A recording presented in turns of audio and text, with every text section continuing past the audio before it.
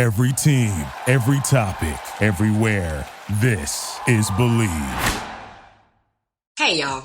Welcome to the Sci-Fi Side, a podcast about Black science fiction and fantasy and honestly staying on the same page in our marriage.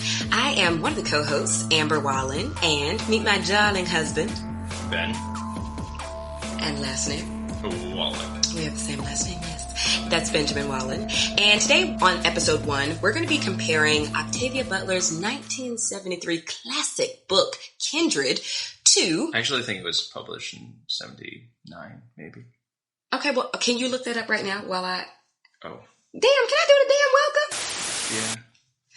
Yeah. Octavia Butler's classic hit, Kindred, written in the 70s, versus 2020's Antebellum, starring the fabulous, the buttercream skin, Janelle Monae. I am so excited to discuss this because it's so fresh, right? Like we just rented it the other night, so I'm super pumped. 1979.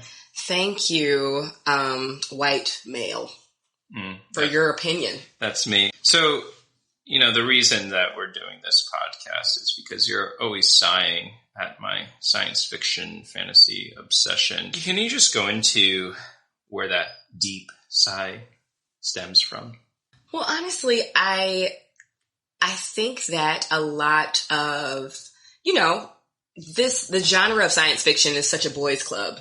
It has been. And so like right away I was sort of turned off by the characters written, and I knew that at the time, like those voices weren't written for me. Like that's how I felt. I definitely know that like LeVar Burton and Whoopi Goldberg were on Star Trek, but it wasn't a big enough pool for me if this wasn't ultimately like Black stories, rich with Black writers, Black producers, Black characters. So I just didn't get into science fiction.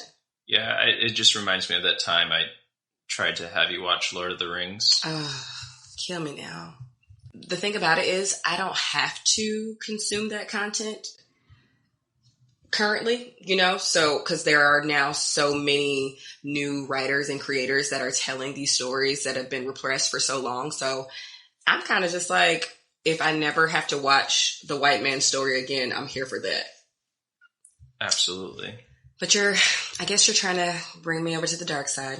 Yes. The space side, dark, like deep space. Deep Space Nine is the best Star Trek ever. 9-inch nails. That's it.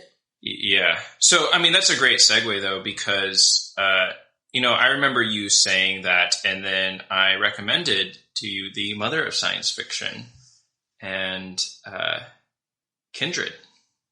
She's a Black woman. She's a Black woman. My eyebrows definitely arched, furrowed when you said that, because I was like, oh, the mother of science fiction. She's one of us. Yeah. So I gave it a chance. We'll kick off, discussing Kindred. And I think part of the reason we're going to discuss Kindred is because when I first saw the trailer for Antebellum, I immediately assumed that it was based off of Kindred. And found out same. rather quickly, right, that it was not.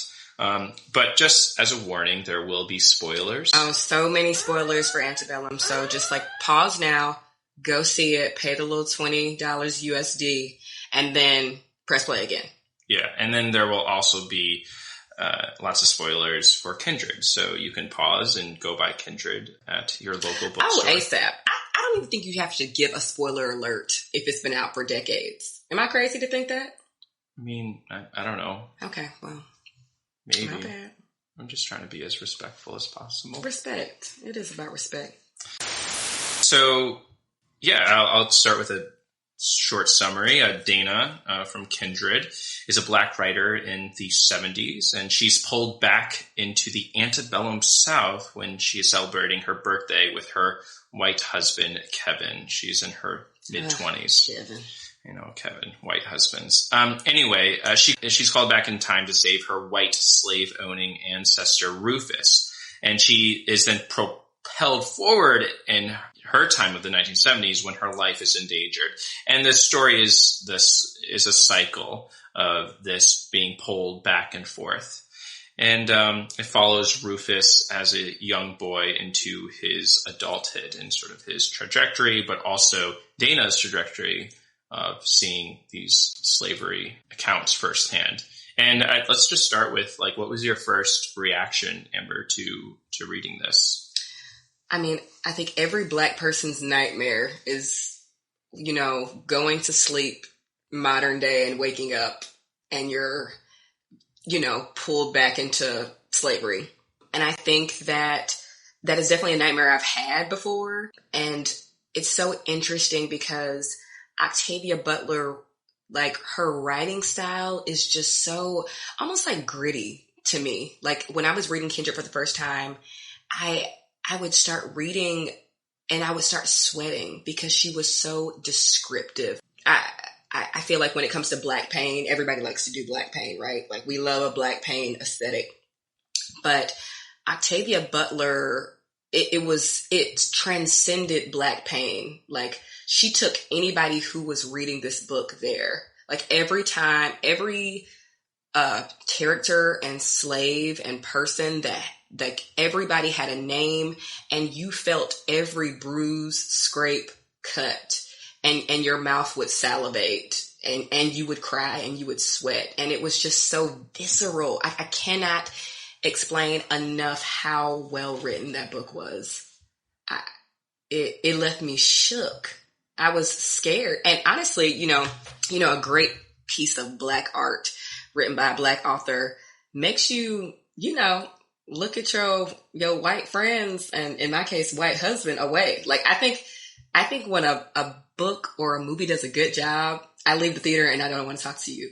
And that's happened a couple of times. Yeah, I remember that one time we saw Black Klansman, and there were some, like, high schoolers, and they were saying some really inappropriate things, and you almost threw a bucket of popcorn at them. I almost threw my whole bucket of popcorn on a 16-year-old boy's head, and you had to grab me. You were like, don't do it. Yeah, I mean, and there's actually a lot of this that happens in the book where I think Kevin, who's like he's the husband of Dana who's being pulled back. Yeah, and he's like the white partner. He's the white partner, and I mean, he's okay, but there are moments where he just doesn't get it. He's just aloof. He is aloof, and when they travel back in time for the first time, Kevin sort of longingly says at one point, I wish we could have, gone out west or been to a different time. And Dana looks at him and is like, the fuck? No, like, the Native Americans are experiencing the same thing out there. Yeah, so he wishes longingly. And I actually find myself doing that at times because I'm a huge time travel fan, right? Like, and I hate time travel. Yeah, and I love Doctor Who, and you hate it because I can't enjoy time travel as a Black person. I don't have that luxury, because to enjoy time travel, like, think about traveling to any time period, going back for a Black person is just Jim Crow South, civil rights. Like, we love a period piece, right? Like, I thoroughly enjoyed when we watched Catherine the Great on Hulu. And so to watch a period piece as a Black person means one of two things. One, you're going to see a slave narrative, or two, you're going to see a revisionist history of it. You got your Hamiltons, even Catherine the Great. There were Black characters in the court, which was not a thing. It's like, Black people are in Russia and they're holding, like, seats in parliament. But I don't know. I want to enjoy time travel. I guess the only time travel I can enjoy is Afrofuturism. Yeah. Like, that's sadly how I feel. So it's like, even when it comes to, like, going out west or Westworld, it's like, can I enjoy this knowing, like, the truth? I don't know. Yeah. I think so. Go ahead and tell me why you loved time travel so much. Well, because of, I think, my skin, my pigment allows me to love time travel in a lot of ways. Yeah. And I also, because at one point Dana in the story, she thinks that because she's coming from the 1970s, that she'd be able to deal with slavery. And there's at points where she packs a bag and brings medicine and brings other supplies. And even despite all that, she is unable to deal with a lot of the horrors of of course, slavery, right? And there's a moment where she comes forward to her own time, or her cousin sees her, and her cousin assumes that her husband Kevin has been hitting her. I don't know if you remember this part, but Dana is beaten at one point. And she comes forward in time, and she has all her bruises from the master of the plantation who beat her. Mm-hmm. And there's a point where her cousin looks at her and says, "I never thought you'd be fool enough to let a man beat you." And her cousin, some victim blaming, in present day, because because she allowed herself to be beaten by this slave master, in the antebellum South. And there's a moment where Dana says, "I never thought I would either allow someone to beat me." And so this idea that even allow, like she, in her mind, she thinks that she has allowed the slave master to beat her. Wow. And which is why Octavia Butler is that, I don't even want to say, I probably stopped the book at that point and thought, like, wow, like this strong Black woman writer, even so, felt in her mind that she allowed a slave owner to beat her based on her words and actions. Yeah, it's so stunning to watch, Dana's transformation. And even something that I also found really fascinating, and I'd want to hear more what you'd have to say about this. At one point, her husband is held back in time, and for 5 years, which is longer than any amount that Dana is ever held back. Yes, that was so strange that she was able to take him with her. And I think, correct me if I'm wrong, but I feel like she originally took him back in time to basically protect her, right? Because it's like, you're white, come with me. It's like, if my ass had to get jumped back in time, I would bring your ass too and be like, yo, can you just, and the Kevin, G-code, make sure I don't die, right? Sadly. And Kevin is down with that, but when he comes back after 5 years, he sort of shows her the cold shoulder at some points, because he's different. And Dana never really does that to him. Despite her, she gets whipped, she gets punched in the face, but she never treats her husband in the way that Kevin treats her. And that just made me think that Black femmes in general are just always putting their pain to the side. That's just a cycle over and over. And this book shows it really well. And it's not just through Dana, but we learn every slave in this story has a name. Everybody. And that's also, Toni Morrison talks all the time about, like, now come on, did you write this for a Black audience, or did you write this with the white man sitting over your shoulder? And I think Octavia Butler has never had a white gaze over her shoulder, because when you write a book about the pain that you take on as a Black woman, and that load you have to carry, that burden that you have to carry, everybody's burden, right? You're not writing to a white audience, because they're not trying to hear that shit, in my opinion. I don't know if I necessarily agree with that, just because I think the way our culture is structured, that the white gaze is always there. I think it's always there, but there's catering to that and pandering to that, and there's like, y'all can look, but I'm gonna be me. Do you know what I'm saying? I do. I think, I don't know if we have created a society yet in which a Black person can authentically say, I'm going to be me, and be themselves, their truest Black selves, without fearing the white. You mean like financially response, or something? Anything. I mean, maybe, I don't know how I feel about that. I mean, is it because, do I feel a way because that shit is so sad and depressing? Or do I like genuinely believe? I can't believe that. I have to believe, even like thinking about myself, of course, I remember the times that I like wanted my white teacher to acknowledge me or whatever. But as I grow older, a lot of that has to be stripped away because I just am who I am, damn it. And there are obviously like respectability politics. There are, let me be professional. Let me send, I hope you found this email well. I would never say no shit like that, right? But I definitely think as I grow older, I'm getting to a point where I know I can be my most authentic self right now, especially in this house. I can be my most authentic self. And then when the damn pandemic hit and I'm home all the time, like I'm just code switching less and less every day because I'm in my safe space and my comfort zone. But I hear what you're saying for sure. Shit is depressing. Yeah.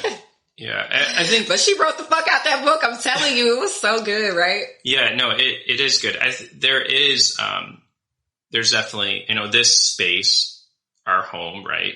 It's a black space and it's a white space. Mm-hmm. And there is this moment of that I'm sure like people of color, they feel that in a white space that this is safe, right? And you feel safe in this white space. But I always know that can switch so quickly. Uh-huh. Right. And this novel does that really well because Dana is going back in time to help her ancestor, who's this white slave owner, but she goes and meets him when he's like a 4-year-old kid. Mm-hmm. And he's really, he's generally like pretty sweet. He has a friend, a really close friend, Alice, who's a freed black girl, and they have a close relationship, but you sort of see he's grown up in that hate-filled, very like violently racist environment. So, and that's like The Help, right? It's like all of these black women, these like black, like Mamie characters have raised and nursed, titty in mouth, had to nurse these white babies, and those white babies grew up being the same people hating them. Yeah. And so you just have to make peace with like, you are destined to be a racist killer and a rapist, which is why, like you're saying, when we're talking about this is Dana's ancestor, ultimately, spoiler, it was written in the 70s, so get it together, but spoiler. So Dana's great-great-great-grandmother or something was raped by this little white kid, Rufus, when he was of age, mm-hmm. right? Yeah. And that is how they are related. And he actually rapes the... This is a really... Let me just explain a little bit of the plot summary here. This is really disturbing, but basically... Rufus and this little freed black girl, Alice, they grow up as friends. Rufus falls for Alice, but Alice is married as a freed woman to a black man. To a black man who is a slave. And mm-hmm. so Rufus tries to break that up. And mm-hmm. ultimately what happens is that Alice's husband, the black slave, Isaac, gets his ears cut off in this really horrific manner. And then Rufus ends up having Alice become a slave. Again, after she had been freed. She was born freed. Her mother was free. And so he ends up taking her and bringing mm-hmm. her to his plantation as a slave. So taking away her freedom. And then Dana, the main character, has to basically, because, Rufus's character, I'm really remembering now, Rufus's character is like always getting into trouble. He's like always getting into fights. Yeah. He's a drunk. Yeah. And so we grow up looking at this little redhead white kid in Antebellum South, and we grew up seeing Dana always getting him out of these mishaps. Like I remember one time she saved him from being drowned, mm-hmm. right? Yeah.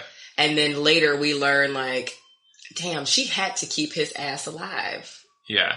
But and that's part of it, but she also becomes instrumental to having Rufus eventually rape Alice. She had to facilitate that rape. Yeah. Because without that rape, she would not be here. Yeah. And I think that might be debatable. She goes to Alice and brings Alice to Rufus's room, essentially. Mm. And Dana has to wrestle with that. Yeah. That internal conflict of like, I'm basically a madam at this point. Yeah. Well, I don't know if she's madam. Yeah, that was a bad way of describing it, but you know, she's the middleman to the rape still happened. Like he's still completely culpable, but like Dana didn't stop it. She encouraged it. Like you got to be responsible now. Yeah. Well, to ensure her birth. Yeah, but you don't think that's fucked up? That is why Octavia Butler, Octavia the Great, that's why we stand Octavia. Because she's going to give you descriptive writing, high quality, just rich, complex characters. They're rich. You know what I'm saying? They are. And then she's going to have you finish that book, turn to your white husband and say, look at you. I don't even want you. I don't want you. I'm looking at you now. I have none of it. Well, but that's what good writing does, Ben. It makes you question everything around you, especially as it relates to whiteness. Yeah. One of I think the most disturbing, like gut-wrenching parts of this book. We didn't get more gut-wrenching after the multiple rapes and the man getting his ears cut off? Yeah, I mean, those are also horrific. But the worst part is that it doesn't end, right? Because when eventually Dana is able to get away from Rufus, she ends up losing her arm when she travels back forward in time for the last time. Her arm sort of gets caught in between the two worlds, and it's like severed off. It's just like a bloody stump. And that's actually how the book starts. And then it ends with that same scene. And I remember hearing a paper where the person's main thesis of the paper was that symbol from Octavia Butler is the symbol that slavery in America continues to hold on to Black Americans in this severing way. Wow. Ooh, Octavia. Yeah. I mean, an icon, really, which is why we were so pumped, thrilled, excited when we thought we were walking into that with Antebellum. Yeah. I mean, and you can understand why we were bamboozled, because like, when have we ever seen every slave movie we've ever seen? It was the slave, and we've seen many a slave movie, right? 12 Years a Slave, Roots, Amistad. We could go on all day, but we've never seen, I think maybe Lee Daniels' The Butler is the first time I've ever really seen a movie start in slavery and end in like the 60s and 70s and 80s, but that's truly the only one. And they certainly were not jumping back and forth in time. Mm-hmm. Yeah, so Antebellum.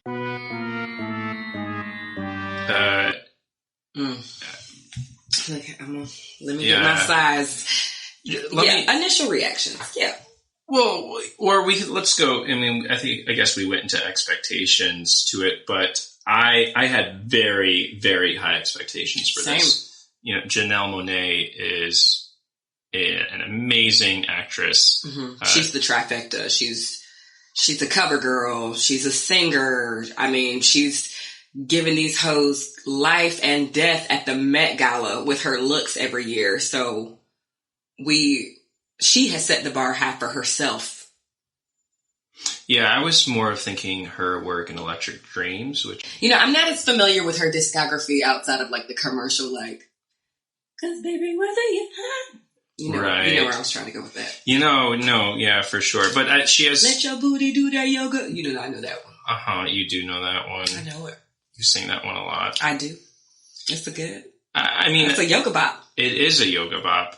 I just mostly know her for her science fiction work. So... For sure. And I thought that's where this was going, sort of a science fiction. Yeah, because it's like, why would y'all choose her if she's like... basically a poster child for Afrofuturism. Right. Yeah, absolutely. So so that was my expectations, but what were your expectations? Well, you know, I loved Kindred. I rarely see Janelle Monae in something that I don't like live for. Even a Pepsi commercial? Even a damn Pepsi. I will buy Janelle Monae's Pepsi. I'm not buying Kendall Jenner's Pepsi. I'm buying Janelle Monae's Pepsi. So I felt us needing a pick-me-up right now. So, and we're all at home and they're charging $20 US currency for it. So I was like, okay, well, this is going to be epic because we've already bought our subscriptions and the whole bit. What were sort of your initial thoughts? Okay. It was aesthetically pleasing to the eye. I can tell that a Black person was in charge of hair and makeup. I can tell that the cameraman knows how to film Black people. It was like Beyonce's Lemonade on a plantation. And that has been on a plantation, right? So it was beautiful. The shots were beautiful, all of that. But the writing, I mean, I stretch my hands to thee and shoot a middle finger up because the writing was so bad. So also, I do want to say that the movie is basically broken down into 3 separate parts. And so part 1, you were berated with pain, in my opinion. Just pain on pain on pain. You don't know who the people are, but you know that they're slaves. You don't know anybody's names, anybody's narratives, and you're just in pain. Yeah, so I think part 2, that writing, Ben.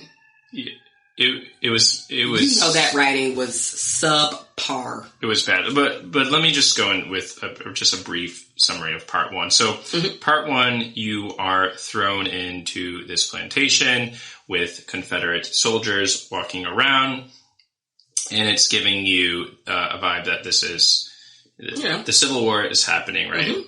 And you see Janelle Monae, who is held on horseback, being brought back from running away, and you also see a Black man and a Black woman who also seem to be brought back from trying to escape. And they're clearly married, and the soldiers and the people that are running the plantation are splitting them apart. Exactly. And so it looks like they've just ended a chase down of some runaway slaves. And Janelle Monae's character is, we very quickly see her beaten, raped, and forced to... we see her branded as well, and forced to say her name. She's supposed her new slave name. She's supposed to say her slave name. And the implication is that she's maybe been recently, captured, turned into a slave. And we find out her name is Eden. So that's sort of the first... Well, her slave name is Eden. Her slave name is Eden. And then there's another couple that assumingly also ran away. And the woman is very brutally killed and dragged on a horse. It feels like torture porn. It's torture. Because again, we have seen so many just painful images of slavery. So to open, and I appreciate a strong, visceral opener.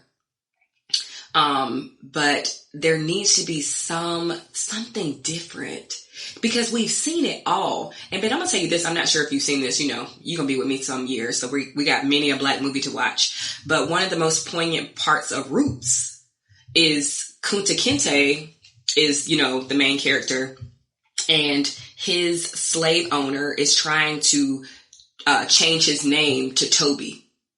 And so there's this huge cathartic scene where he is just being beaten and tortured and all the things. And he's like, say your name. And he's like, it's Kunta Kinte every single time, So that was a big part of that. So I remember watching this scene with Janelle Monae, and it was like they were trying to recreate that. But it's like, but we have seen Kunta Kinte since his birth, since his capture, since he was transported with the transatlantic slave trade. And you're opening a scene beating Janelle Monae, and we don't know, and we are right away being forced to learn her slave name. So it just felt a little misplaced. I know that they were trying to be effective, but it was very forced for me.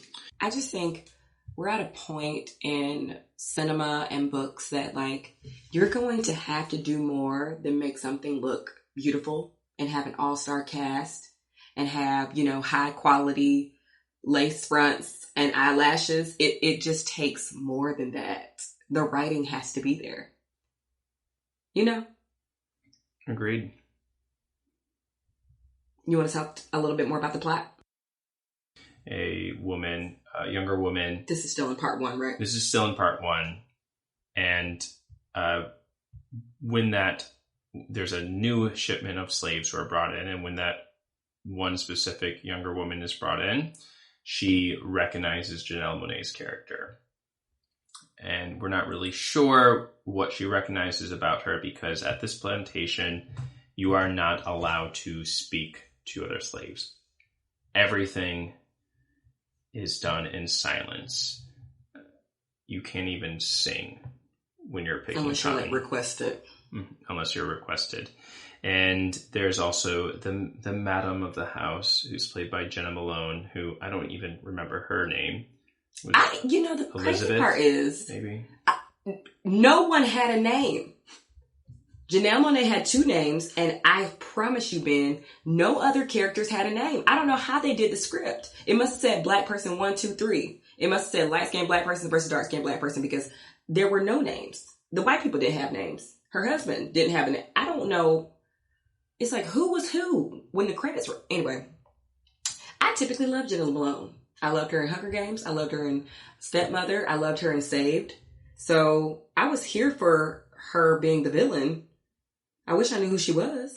Yeah, so she is the madam of the house, and she has a terrible accent. And she is actually the only one who has an accent. Only. Because every other slave on the plantation, when we hear a snippet of words from them, it is not with a Southern accent.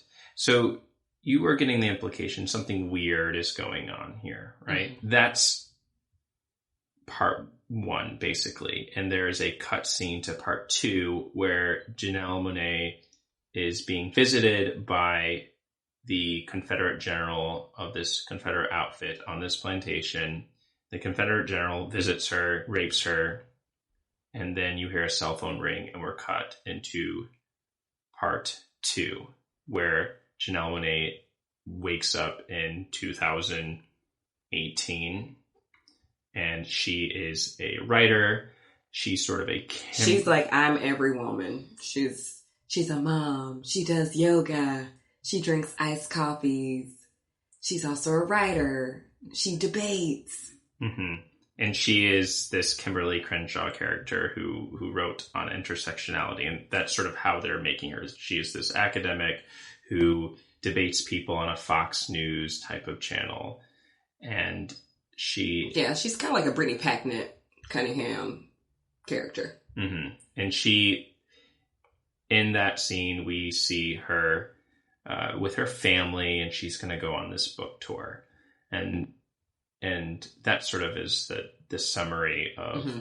plot 2. She's very successful. Mm-hmm. The whole bit. She's starting the movement. She's impacting. And this is where the writing gets really, really terrible. Horrific. There are lines about vegan pancakes. Now, you know what? I like that line. Like, the husband's like, are we vegan this week? Like, that was kind of funny. That kind of sets it in the millennial. But speaking of funny, Gabori Sidibe, we all know her from Precious. She saved the damn movie.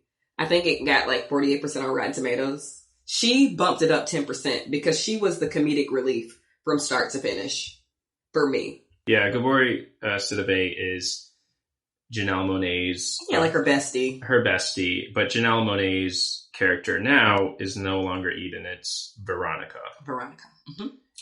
And let me just explain. We don't know Precious' name as well. Yeah. I just want to be clear. So you'll likely find yourself calling her Precious, because who has names? No one. Her name is Bridget. They mention it really, really briefly, but it's... You only know that because you're looking at the cast right now. But I do remember they mention it briefly. However, this cut from this plantation to modern day is so pathetic. It's and bad. So it's not smooth, disorienting, and you're still questioning what the heck is going on. However, I think at this point I started to realize, because on this plantation nobody has accents, There's a character with a nose ring. Yeah, that we noticed that right away. There was a septum piercing in one of the characters' noses on the plantation, and I was like, "That's interesting." Mm-hmm. And then when we flip to present day, there's a Skype phone call, which we're not really given a reason why there's a Skype phone call, but no motive. It's weird. It basically, Jenna Malone's character, who we first see in the first part as this of the Madam of the Plantation, is requesting Janelle Monae's new character, Veronica, the writer, to come and be to work for them. She's a headhunter. And that I think was the pinnacle. That was the most poorly written scene between a black woman and a white woman. For me, that's when I knew the writing was very, very bad, because she was so ominous. Jenna Malone's character, she was like, "Well, hi, darling, I'm calling because I'm interested in, hanging out with black women." It basically was that. It was so bizarre. And any black woman who has ever received a call like that, where you sense some performative bullshit, it's a no-go. And Janelle Monae was like, "Interesting. Who do you work for?" Like, it was cringeworthy. Yeah, it was very unclear. It was unclear. She would have not stayed on the phone with her that long. And she was like, "Oh, I see you have a daughter in the back of your photo." And it was like, so now you're looking at my house, you're looking at my children. And Janelle Monae's character is still just like skeptical, but not to the point of like, "Girl, bye." Yeah. So we get a vision of Janelle Monae's family. They're a happy family. Janelle Monae goes on this book talk. After the book talk, where she gives this really, really pathetic summary of intersectionality. Mm-hmm. Again, bad writing. It's so bad. It is a complete bastardization of the idea. After that, Janelle Monae's character at this book tour goes, drinks out with her friends, and then she is captured. The big twist, she is captured and brought to this plantation in modern day, which is sort of, if you would think of it as a Westworld. Mm-hmm. A Civil War reenactment, but with actual slaves. In some places they still do Civil War reenactments. Oh, yeah. So that was the big debate for us. It's like, could they get away with this? Yeah. And I think yes, sadly. I know that sounds crazy, but... and that was the part we actually liked about the movie. So the realism there. The realism of that was pretty authentic, especially when you consider the thousands of black people who go missing every year. And exactly. Yeah. So that wasn't awful, but the transition... it's awful. Ben, it was awful. It was awful. But sounds of black people. I think the idea is awful. But they did the main idea isn't a terrible story idea, especially when you consider all the Confederate flags and statutes and things that are still very, very prevalent in the South. Well, that's the thing about it, Ben. I've never seen a good story told poorly. Well, yes, I have. But typically, we see, this isn't a story worth telling. This isn't that great of a story. It was a good story, poorly told. Right. Yeah. And so it had nothing to do with time travel. So that was very, very disappointed. And it had to do with, I guess, more of M. Night Shyamalan's or Westworld without robots. Westworld Slavery Edition. Yeah. And if we're skipping over lots of plot points, it's because there wasn't a whole lot of plot. There wasn't a lot of plot. Even main characters didn't really make any sense. Like Jenna Malone's character, I don't even know what her deal was. Who, what, or why she was the madam of the house. Oh, now I remember. She's the only woman in this world as well. She's the daughter of the general. Who knows? The ending, the last third of the movie, Janelle Monae finds a phone on the plantation.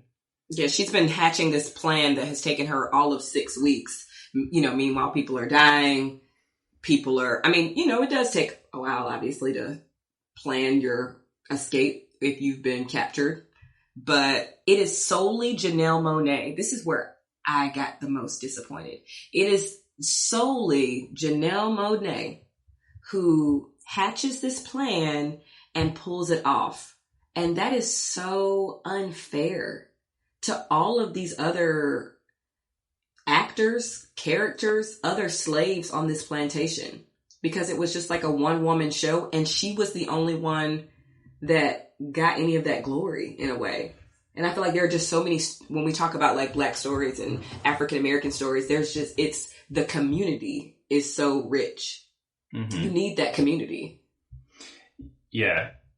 Yeah. There's a little bit of that because she has the original Black man, Eli, that she attempted to escape with in the first third of the movie. Yes, she had help, but when I don't know. I'm not here for it. We don't get any of Eli's backstory. We don't get any.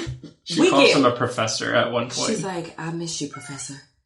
I was like, why? There's so many holes and gaps missing. But thank you for the beautiful lighting. Like, that's just not enough. There is... Ooh, I'm getting mad all over again. There's a branding that goes on. There's a symbol that these Confederate soldiers have and wear on them. Mm-hmm. So it seems that they're trying to create this huge group of white supremacists who are trying to bring back the Confederacy. Truly accurate. Yeah. Truly accurate. We can see that. They're trying... Yeah, I think the directors are trying to create a more of an organized, specific structure in which there is a new government forming and they have this little symbol, but we don't ever get their names and we don't get any explanation of the symbol. And there was time. It was only an hour and 45 minutes. There was time to tell a little bit more story and add some more depth to these characters. But so the ending, Janelle Monae ends up killing the man who has been raping her, burning him. Now that was epic. Yeah, putting a bunch of characters in the furnace as well. That was great. Pretending that the general's in there and needs help. It didn't make any sense. That didn't make any sense.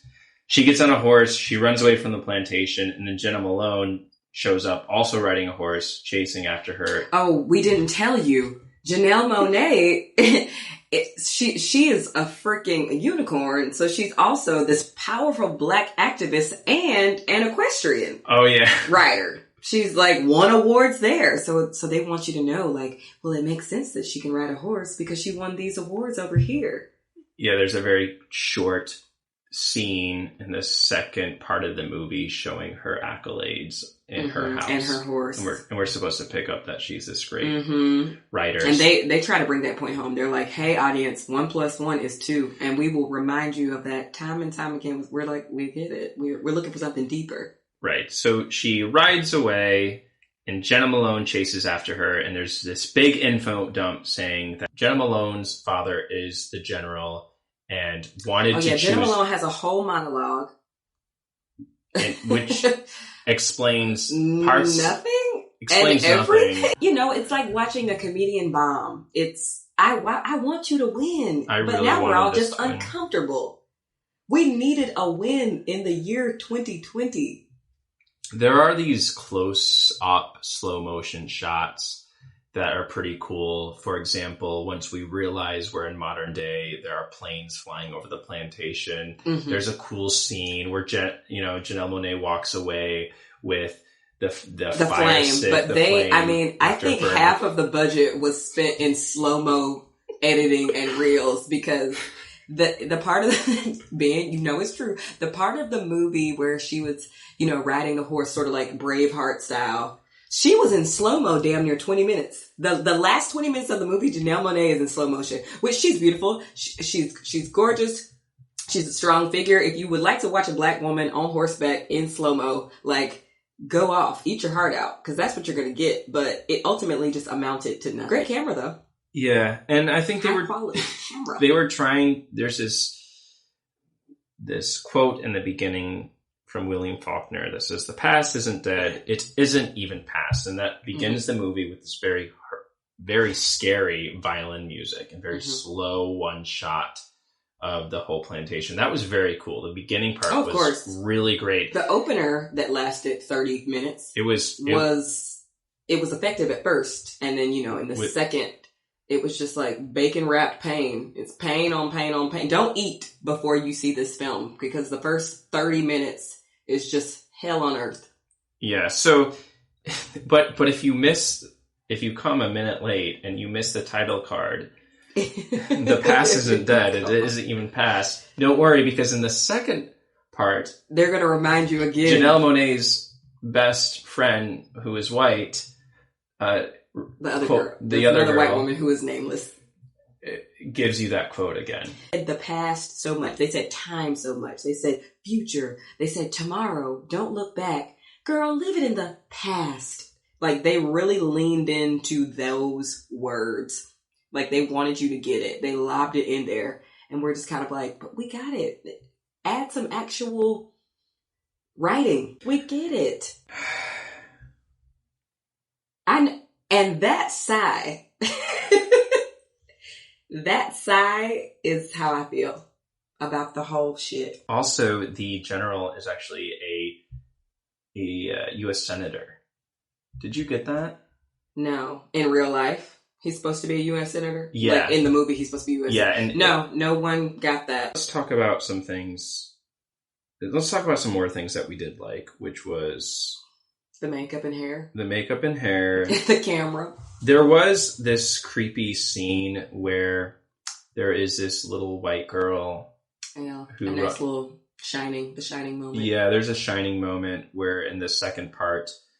I don't think you should call her a nice little white girl. It was creepy. Yeah. This movie is not scary, though. I want to say that. There's nothing scary about this movie. No. It's incredibly predictable. It's scary how disappointing it is, but...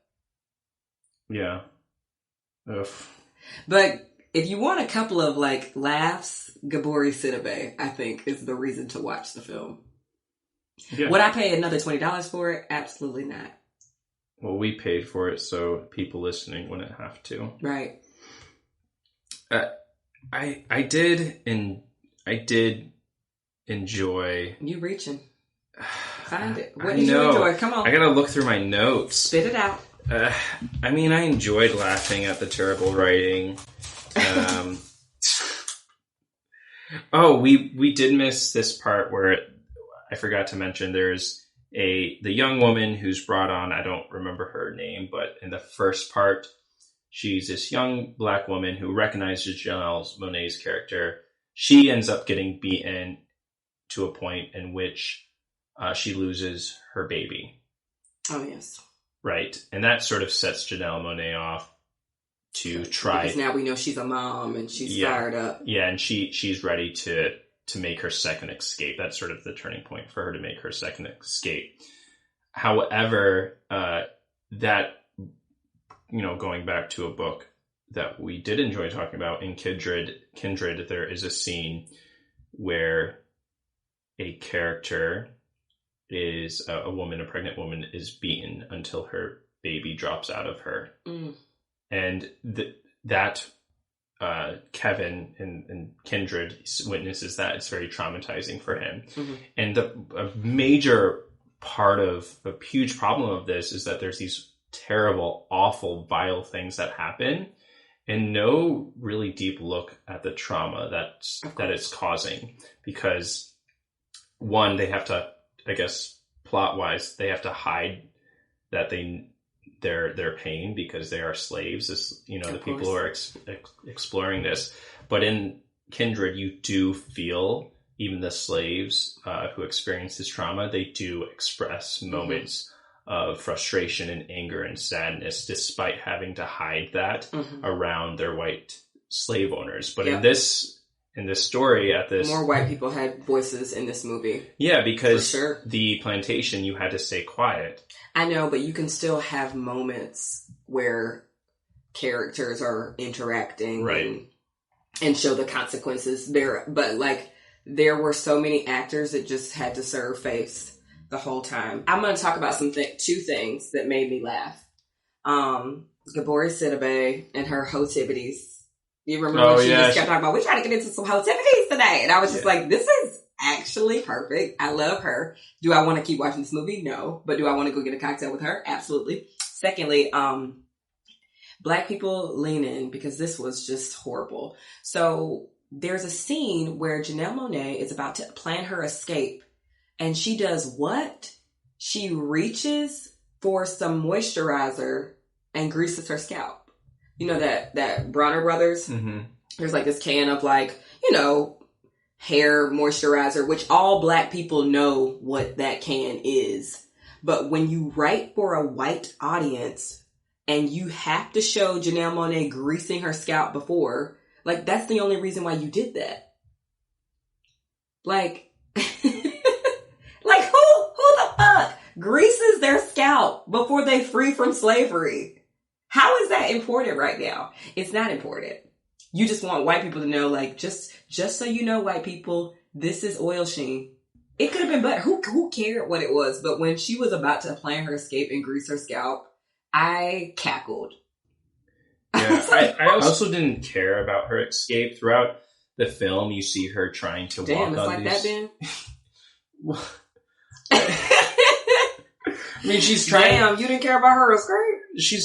What are you really saying right now? So basically, every night she's visited by this general who rapes her, who turns out to be this U.S. senator. Mm.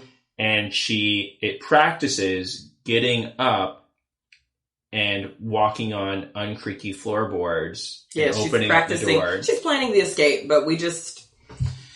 Yeah, and it's supposed to be this whole thing throughout the entire film that she can sort of do these gymnastics, yoga flips. Yeah, everything, all the dots had to connect. She couldn't just be like a Black woman who enjoys yoga. It's like, no, she has a private yoga instructor. And because she has a private yoga instructor, she was able to escape slavery. Why? Because she's flexible. Yeah, and in part two, we get this sense that she is very well researched, and she does yoga, and she has a great relationship with her husband. They might as well have just put that "let your booty do that yoga" clip in there, because things like that make me think like, wow, if only slaves had been practicing yoga.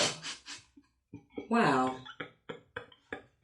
More people would have escaped slavery. You know, I'll never forget one time I was in high school, and it was during Hurricane Katrina, because that happened in 2005. And this white girl I was in class with, who was on the swim team, as we're watching footage of people drowning, says, that's why it should be like mandatory that everyone knows how to swim. She said that. I said, excuse me? She was like, well, it's important that people know how to swim in case of these emergencies. But swim? You think swimming is if George Bush just gave people swim lessons, then this whole thing wouldn't have happened? I almost walked out the classroom. And that's, for me, was what that whole yoga scene was about. So she just did a front walkover. I guess Harriet Tubman could never. She would have freed so many more had she known how to do wheel pose. Well, Ben, I think it's time for us to get on out of here. Let's wrap up the show. Actually, let's warp up the show. You get it? Science fiction? Like warp speed. Do you understand what I'm trying to do? I tried to do something there. Thank you, Amber. In conclusion, Antebellum takes a relevant and horrifying concept and fails. Fails in plot, fails Janelle Monae. Instead, go read Kindred, wear a mask, and let your booty do that yoga. Thank you so much for tuning in to the Sci-Fi Sci episode 1. Let us know what you thought of Antebellum. I don't know. Maybe you loved it. Maybe you like greasing your scalp before a fight. It's you. Do you. Next week, episode 2, we will be watching The Old Guard, directed by the fabulous Gina Prince Blackwood, who has brought us favorites like The Secret Life of Bees, Beyond the Lights, and also Love and Basketball. Who knew? We stand this queen. So be sure to watch The Old Guard on Netflix and tune in for another episode. Namaste, y'all. Thank you for listening to Believe. You can show support to your host by subscribing to the show and giving us a 5-star rating on your preferred platform. Check us out at Believe.com and search for BLEAV on YouTube.